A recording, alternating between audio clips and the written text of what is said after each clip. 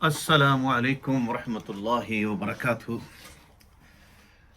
آج رمضان المبارک کا دوسرا دن ہے، دوسرا روزہ ہے۔ انشاءاللہ آج پھر ہم اس قرآن کے دوسرے سپارے کو سمرائز کریں گے۔ اللہ رب العالمین ہمیں عمل کرنے کی توفیق عطا فرمائے۔ تو دوسری جز میں کافی جس طرح ہم نے یہ سوال و جواب کا سلسلہ شروع کیا کہ کتنے ایسے سوال ہیں جو ہمارے ذہنوں میں آتے ہیں، تو اللہ رب العالمین نے ان کا جواب قرآن میں دیا ہے۔ جیسے دوسرے سپارے میں یہ ہے کہ مسلمانوں کا قبلہ بیت المقدس سے خانہ کعبہ کی طرف کیوں منتقل کیا گیا، اور اس کا آنسر یہ ہے کہ سورۃ بقرہ کی آیت نمبر 144 ہے۔ اللہ رب العالمین کہتے ہیں کہ قد نرا تقلب وجهک فی السماء، اے پیارے حبیب، ہم نے آپ کا چہرہ آسمان کی طرف بار بار اٹھتا دیکھا، اور آپ کی یہ خواہش تھی کہ ہماری ڈائریکشن بیت المقدس سے خانہ کعبہ کی طرف چلی جائے، تو ہم نے آپ کی اس دعا کو سن رہی ہے، آپ کی دل کی خواہش کو جان لیا ہے، اور اب آپ خانہ کعبہ کی طرف منہ کر کے نماز پڑھیں گے۔ تو اس آیت میں اس کا جواب دیا گیا ہے۔ پھر آگے فَاذْكُرُونِي أَذْكُرْكُمْ وَاشْكُرُوا لِي وَلَا تَكْفُرُونَ، اگر ہم اللہ کو یاد کرتے ہیں، یہ آیت نمبر 152 ہے۔ اللہ رب العالمین کہتے ہیں تم مجھے یاد کرو، میں تمہیں یاد کروں گا۔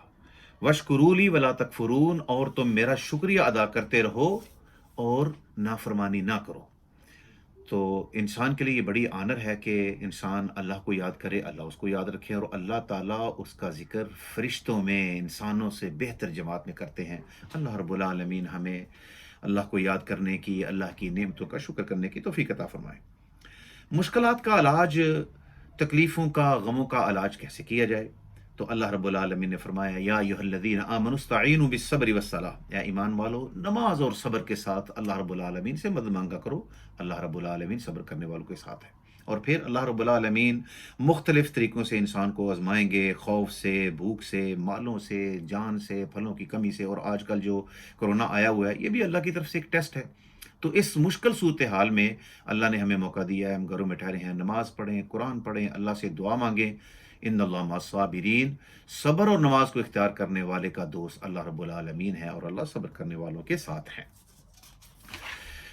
پھر کیا نبی صلی اللہ علیہ وسلم کی پیروی چھوڑ کر دوسروں کی پیروی کرنا ٹھیک ہے، اور اس کا انجام کیا ہے؟ تو اللہ رب العالمین نے آیا نمبر 166 میں اس کا جواب دیا ہے کہ استبرأ الذین اتبعوا من الذین اتبعوا ورأوا العذاب وتقطعت بهم الاسباب، جو لوگ نبی صلی اللہ علیہ وسلم کو چھوڑ کر جن لوگوں کی پیروی کرتے تھے، وہ لوگ بھی ان سے بیزار ہو جائیں گے جن کی وہ پیروی کرتے تھے، ان لوگوں سے جو ان کی پیروی کرتے تھے۔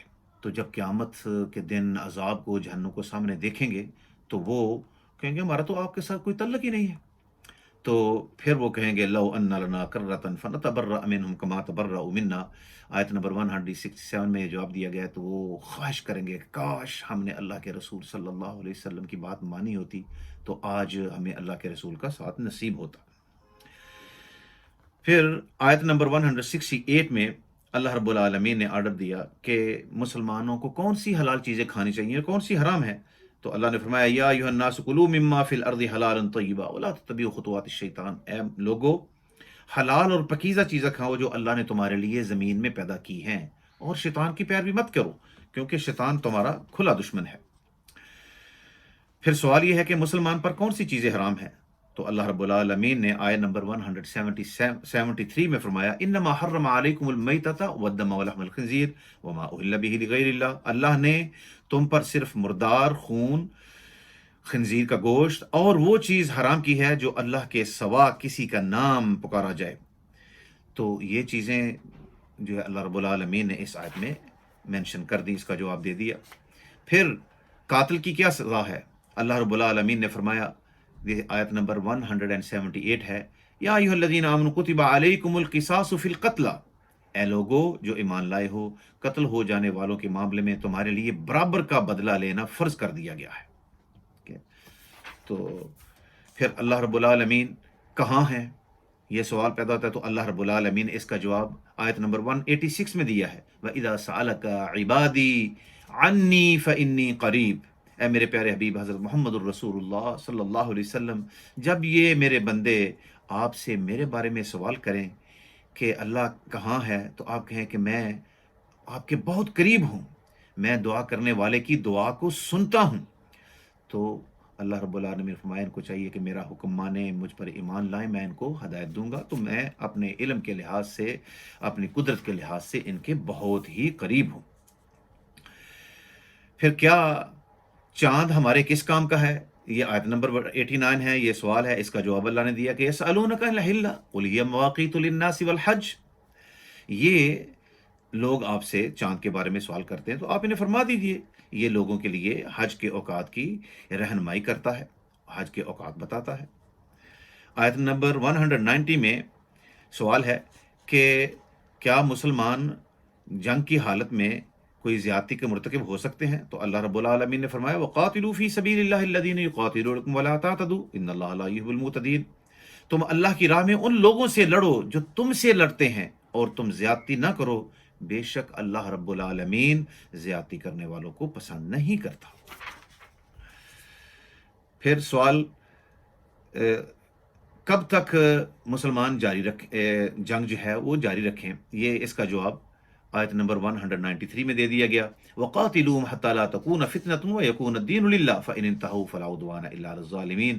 ان سے جنگ کرو یہاں تک کہ فتنہ باقی نہ رہے، فتنہ ختم ہو جائے اور دین صرف اور صرف اللہ رب العالمین کے لیے ہو جائے۔ اگر وہ باز آ جائیں، اپنے حرکتوں سے توبہ کر لیں، تو پھر ان کے ساتھ زیادتی نہیں کرنی چاہیے۔ سوال یہ ہے کہ حج کب کرنا چاہیے، حج کے دوران کن چیزوں سے پرہیز کرنا چاہیے، اور حج کیسے ادا کریں؟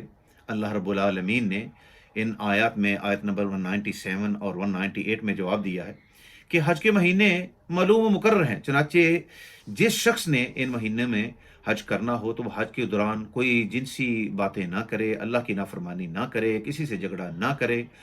یہ تمام امور، ان چیزوں کا حج کے دوران خیال رکھے، اور جو کام بھی تم اچھائی کے، بھلائی کے کرتے ہو، نیکیاں کرتے ہو، اللہ رب العالمین ان سب کو جانتا ہے۔ اور حج کے لیے زاد راہ لے لو، بے شک بہترین زاد راہ اللہ کا خوف ہے، اللہ کا ڈر ہے، تقوی ہے، اور اے عقل مندو تم اللہ سے ہر وقت ڈرتے رہو۔ پھر فرمایا آیت نمبر 198 میں تم پر کوئی گناہ نہیں اگر تم حج کے دوران اپنے رب کا فضل تلاش کرو، یعنی آپ حج کرنے گئے ہو تو اس دوران حج سے فارغ ہونے کے بعد باقی دنوں میں آپ تجارت کی لین دین کر سکتے ہو، اور ان دنوں میں اللہ رب العالمین کے جو مخصوص دن ہیں، چند گن کے دن ہیں، ان دنوں میں اللہ رب العالمین کو اچھی طرح یاد کرو۔ یہ 203 سینٹنس نمبر ہے، وَاذْكُرُوا اللَّهَ فِي أَيَّامٍ مَعْدُودَاتٍ۔ یہ جو حج کے مخصوص اور تھوڑے سے دن ہیں، گنتی کے دن ہیں، ان میں اللہ رب العالمین کو زیادہ سے زیادہ یاد کرو۔ پھر سوال یہ ہے کہ شراب اور جوئے کے بارے میں اللہ کا کیا حکم ہے؟ تو اللہ رب العالمین نے فرمایا یسألونک عن الخمر والمیسر قل فیہما اسم کبیر ومنافع للناس واسمہما اکبر من نفعہما۔ اے میرے پیارے حبیب، لوگ آپ سے شراب اور جوئے کے بارے میں سوال کرتے ہیں تو آپ ان کو فرما دیں کہ یہ بہت بڑا گناہ ہے، اور لوگوں میں وقتی طور پر ٹیمپریریلی اس میں کچھ فائدہ بھی ہے، لیکن ان دونوں کا گناہ ان کے فائدے سے بہت زیادہ بڑا ہے۔ پھر ایک اہم سوال جو اکثر لوگ پوچھتے ہیں، کیا ایک مسلمان مشرک عورت سے شادی کر سکتا ہے؟ تو اللہ رب العالمین کا آرڈر ہے وَلَا تَنكِحُوا الْمُشْرِكَاتِ حَتَّى يُؤْمِنَّ وَلَأَمَةٌ مُؤْمِنَةٌ خَيْرٌ مِّن مُشْرِكَةٍ وَلَوْ أَعْجَبَتْكُمْ وَلَا تُنكِحُوا الْمُشْرِكِينَ حَتَّى يُؤْمِنُوا۔ تو مشرک عورتوں سے نکاح نہ کرو یہاں تک کہ وہ ایمان لے آئیں، البتہ ایک ایمان والی لونڈی مشرک عورت سے بہتر ہے، اگرچہ وہ تمہیں اچھی نہ لگے، بلی ہی لگے۔ کہ مشرکہ عورت ہے وہ آپ کو اچھی لگتی ہے، خوبصورت لگتی ہے، لیکن جو مسلمان لونڈی ہے وہ مشرکہ عورت سے بہتر ہے۔ اسی طرح مسلمان عورتیں مشرک مردوں کے نکاح میں نہ آئیں، ان کے ساتھ شادی نہ کرے یہاں تک کہ وہ ایمان لے آئیں، البتہ مومن غلام مشرک سے بہتر ہے، اگرچہ وہ تمہیں اچھا ہی کیوں نہ لگے۔ تو یہ مشرک لوگ دوزخ کی طرف بلاتے ہیں، اور اللہ رب العالمین اپنے حکم سے تمہیں جنت کی طرف اور بخشش کی طرف بلاتا ہے، اور لوگوں کے لیے اپنی آیتیں کھول کھول کر بیان کرتا ہے تاکہ وہ نصیحت حاصل کرے۔ تو یہ آیت نمبر 221 ہے، اس میں آنسر دیا گیا۔ اب پھر جو عورتوں کے لیے ایام مخصوصہ ہیں، ان کے مینسز وغیرہ کے جو ڈیز ہوتے ہیں، ان ایام مخصوصہ میں کن باتوں کا خیال رکھنا چاہیے؟ تو آیت نمبر 222 میں اللہ رب العالمین نے یہ جواب دیا ہے وَيَسْأَلُونَكَ عَنِ الْمَحِيضِ قُلْ هُوَ أَذًى فَاعْتَزِلُوا النِّسَاءَ فِي الْمَحِيضِ وَلَا تَقْرَبُوهُنَّ حَتَّى يَطْهُرْنَ فَإِذَا تَطَهَّرْنَ فَأْتُوهُنَّ مِنْ حَيْثُ أَمَرَكُمُ اللَّهُ۔ اے میرے پیارے حبیب، لوگوں کو یہ تعلیم دیں کہ جب عورت کو حیض کے دن میں ہوں تو وہ حیض جو ہے وہ ایک گندگی ہے، آپ ان دنوں میں تمام لوگ عورتوں سے الگ رہو اور ان سے हम बिस्तरी ना करो यहाँ तक कि वो पाक हो जाएं, फिर जब वो पाक हो जाएं तो फिर उनके पास आओ जहां से अल्लाह ताला ने हुक्म दिया है। यानी जो अल्लाह ने, जहाँ से बच्चे की वलादत होती है, जो एक ज़रिया है, जब इंसान ज़मीन में बीज बोता है तो उसमें से जो अल्लाह रब्बुल आलमीन फसलें उगाते हैं, तो जहाँ बीज बोया जाता है वो ज़मीन है, फिर फसलें निकलती हैं। यही जो अल्लाह ने औरत की शर्मगाह को मर्द के लिए हलाल किया है, वो उस जगह से हैं जहाँ से अल्लाह ने हुक्म दिया है, जहाँ से पैदाइश होती है। तो इसके अलावा औरत की दुबर को इस्तेमाल करना, ये क़यामत के दिन अल्लाह उन लोगों की तरफ देखेगा नहीं जो इस बदफ़ेली का इर्तिकाब करते हैं, गुनाह करते हैं। तो अल्लाह रब्बुल आलमीन तौबा करने वालों को पसंद करता है, पाक और साफ रहने वाले लोगों को पसंद करता है। बाकी औरत के हाथ से खाना पीना, पास बैठना, इसमें कतई कोई हर्ज नहीं है। और उन दिनों में चंद दिनों के लिए इस वक़्त से गुज़रती है, लेकिन वो खाना पका सकती है, बैठ सकती है, बातें कर सकती है। तो ये अल्लाह रब्बुल आलमीन ने हमें कुरान में ये तमीज़ सिखाई है। फिर आयत नंबर 226 226 में है कि जो शख्स अपनी बीवी से ताल्लुक़ ना रखने की कसम उठा ले तो उसके लिए क्या है, लिल्लज़ीन युअलून मिन निसाइहिम तरब्बुसु अर्बअति अशहुरिन फ़इन फ़ाउ फ़इन्नल्लाह गफ़ूरुर रहीम। जो लोग अपनी औरतों के पास ना जाने की कि मैं आपके साथ कोई ताल्लुक़ नहीं, कसम खा लेते हैं, तो उन्हें चाहिए कि 4 माह इंतज़ार करें। फिर अगर वो रुजू कर लें, फिर अपने फ़ैसले पर नज़र-ए-सानी कर लें, तो बेशक अल्लाह बख्शने वाला, रहम करने वाला है, फिर वो अपने ताल्लुकात बहाल कर सकते हैं। अगर वो इसके बाद बेहतर ये है कि अगर नहीं तलाक रखना चाहते वही नाज़मुत तलाक, तो फिर उनको तलाक दे के फ़ारिग हो जाए। मतलब ये है कि ईला ये है कि लटकाना नहीं चाहिए, तलाक भी नहीं दे रहे और तलाक भी नहीं बना रहे। तो फिर ये अल्लाह रब्बुल आलमीन ने आयत नंबर 226 में उसका इलाज बताया।